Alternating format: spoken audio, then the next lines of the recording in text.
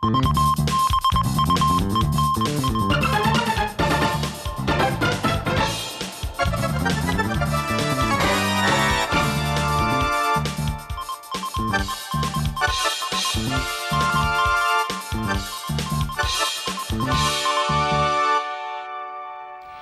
ladrón clavado al lado de Jesucristo llegó al paraíso solo por creer, no le dio tiempo a más. ¿Hacen falta entonces las buenas acciones para llegar al cielo? Hola amigos y amigas, muy bienvenidos a Buenas Noticias TV y gracias por acompañarnos. El libro de Santiago fue el último en incluirse en el canon del Nuevo Testamento. Martín Lutero, el reformador, lo denominó en una ocasión la epístola de paja, y muchos teólogos han luchado por conciliar su teología con otras enseñanzas neotestamentarias. ¿Qué hay en este libro que provoca tanta polémica? Pues hoy vamos a verlo en nuestra tertulia, pero antes vamos a escuchar una canción.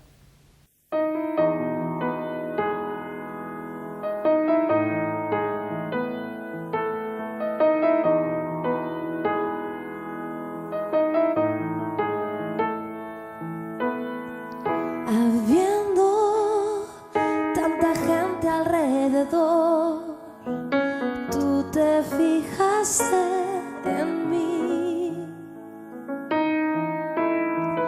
de mis errores tú eres conocedor y aún sigues aquí.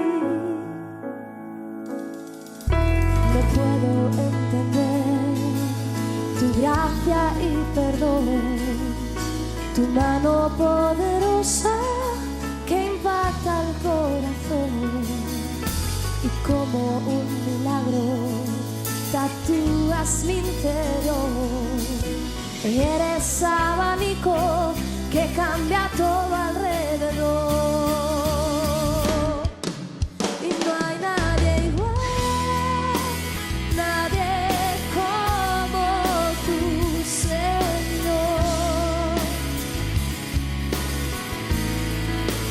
Eres tu Dios, la melodía al caminar.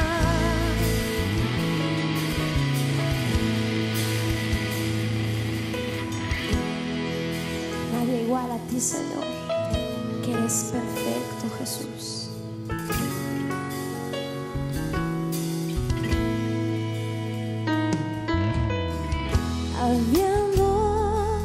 Tanta gente alrededor, tú te fijaste en mí, de mis errores tú eres conocedor y aún sigues aquí y no puedo entender tu gracia y perdón, tu mano poderosa que impacta el corazón y como un milagro tatúas mi interior. Eres abanico que cambia todo alrededor. Y no hay nadie igual, nadie como tú, Señor. Gracias por esta canción tan bonita. Como hemos anunciado al principio, hoy vamos a hablar sobre el libro de Santiago. Y para tratar este tema tenemos con nosotros a Emilio Aparicio, que es pastor evangélico de la Iglesia Príncipe de Paz en Las Rozas, y a su esposa Esther Garza, que colabora con él en el pastorado. Hola, bienvenidos. Gracias. Pues sí, Emilio, Esther, muchas gracias por apartar este tiempo para estar con nosotros. Comentábamos al principio que Martín Lutero, el reformador, hablaba de la epístola de Santiago como la epístola de paja. ¿Por qué decía esto? Tú lo explicas. Bueno,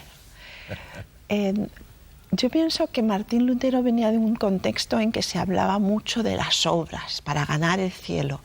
Y entonces él fue impactado con el amor de Dios y la gratuidad, el salvos por fe.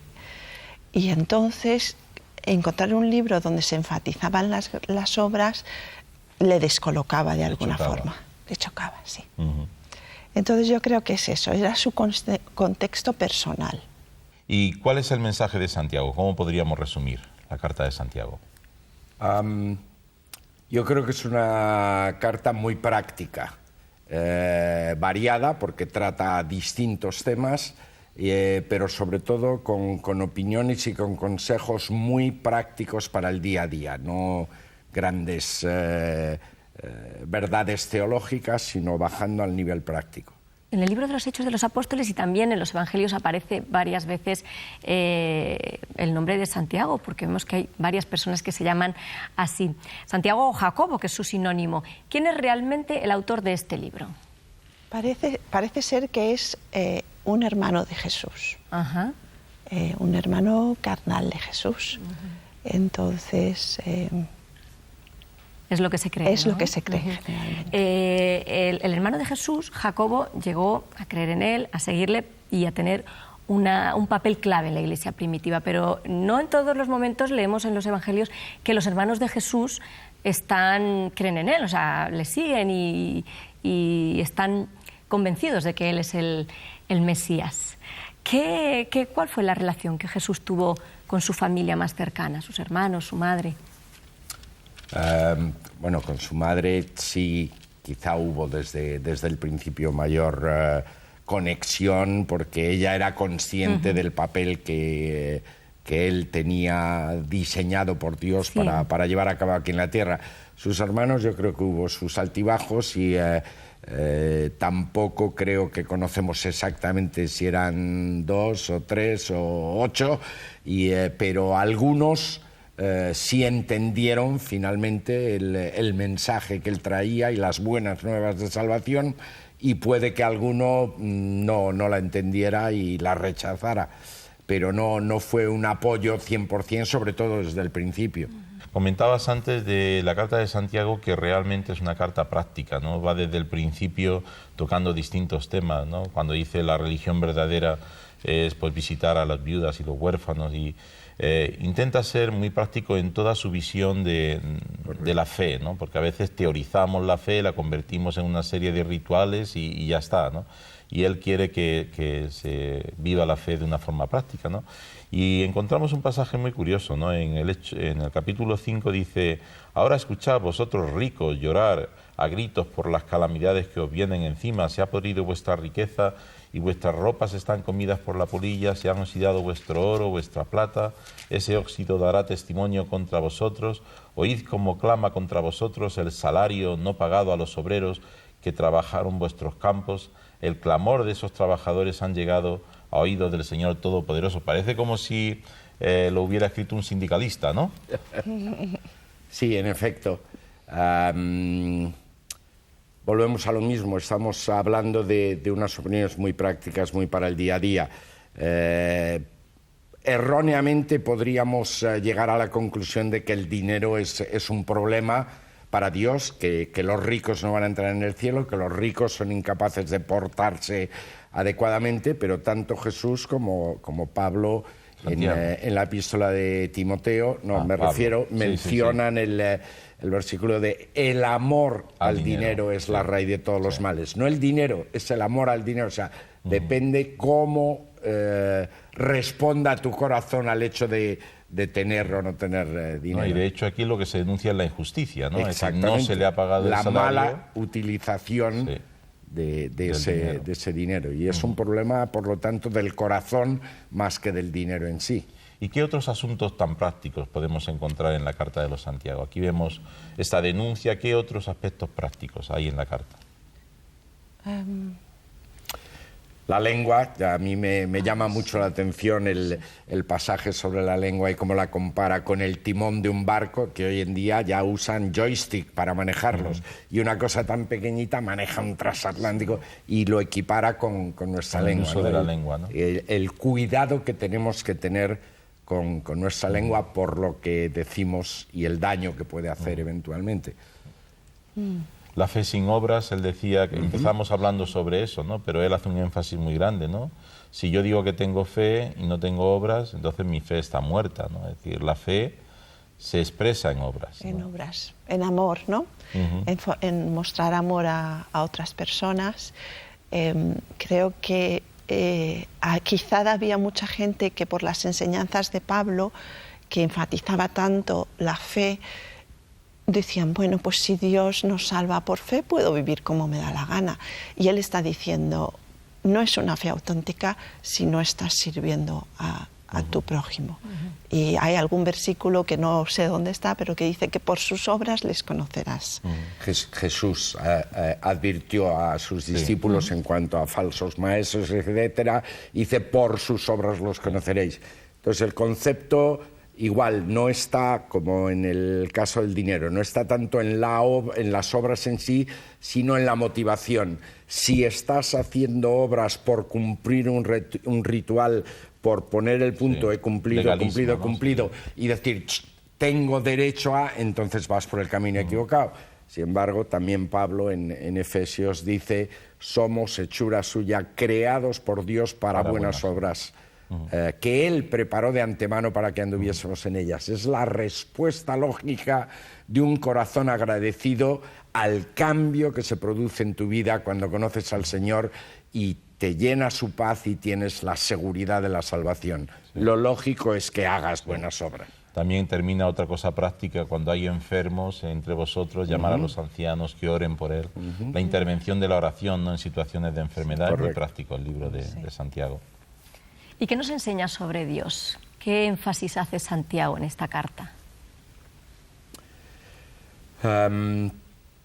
Igual yo creo que tenemos que verlo bajo el punto de vista de la practicidad. No es un Dios teórico, no es un Dios de cosas que te tienes que aprender, porque a veces entendemos por la fe el creernos cosas que no hay quien se las pueda creer, pero por fe pues, lo aceptas y ya está. No, en el día a día, en tu vida normal, en tu vida de negocios, en la enfermedad, en las relaciones con tus amigos, en todo hay algo en lo que Dios puede ayudar y en lo que Dios puede cambiar esa vida y hacer una vida mejor. Dios cercano. Dios cercano, que no hace excepción de personas, que cuida a los débiles. La verdad es que es un Dios realmente que nos alegra saber que es nuestro Dios, ¿no? Que no es un Dios de teoría, sino un Dios realmente comprometido con las necesidades y con el día a día. Resumiendo un poco lo que hemos estado hablando acerca de Santiago, ¿cuál sería la buena noticia que encontramos en el libro de Santiago para nuestra audiencia? Hay uno de los versículos que me gusta mucho, que dice que nos acerquemos a Dios y Él se acercará a nosotros. Y eso es algo que yo personalmente he experimentado, pero que puede experimentar cualquiera. Si nos acercamos a Él, nos tenemos que acercar humildemente y reconociendo que no somos justos, ni nos las sabemos todas, pero que Dios nos ama, que nos acepta.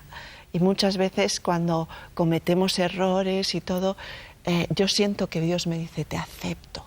Y qué bueno, ¿no?, sentirse aceptado por Dios. Pues confiamos que eso sea la aplicación de toda nuestra audiencia, que se acerquen a Dios y descubran ese Dios de amor que nos comprende. Muchas gracias, Emilio y Esther, por compartir este tiempo con nosotros. Encantados. Gracias. Pues tenemos que marcharnos, pero antes tenemos una pregunta que queremos que respondáis en nuestro Facebook. La pregunta es, ¿hacen falta buenas obras para ir al cielo? ¿Qué opinas después de haber visto este programa? ¿Qué te parece lo que hemos hablado en esta mañana? Déjanos tu opinión en el Facebook de Buenas Noticias TV. Antes de marcharnos, queremos animarte a seguir leyendo la Biblia y si todavía no has empezado, queremos animarte a que nos llames. Queremos regalarte este Evangelio de San Juan para empezar a leerla. Llámanos al teléfono 91 743 4400 y te lo haremos llegar gratis, un regalo que hacemos para promover la lectura. Y el teléfono, repito, es el 91 743 4400. La semana que viene tendremos un tema muy interesante, el disfraz del ocultismo, así que no os lo perdáis. Muchas gracias por vuestra atención y no lo olvides, tú vales mucho para Dios.